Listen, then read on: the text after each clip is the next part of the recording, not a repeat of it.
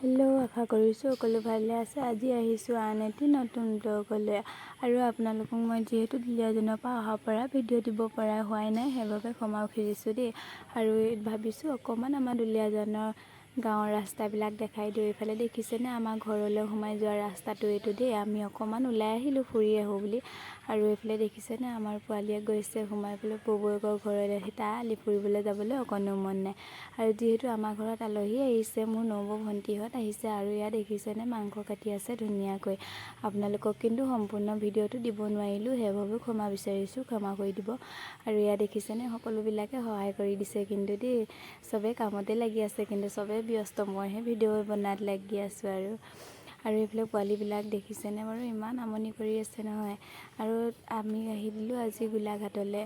আৰু ইয়াত দেখিছেনে ভিডিঅ'টো আজি ইমানেই আছিল। যদি ভাল লাগিল লাইক কমেণ্ট কৰি দিব। এতিয়ালৈ আহিছোঁ, বাই বাই।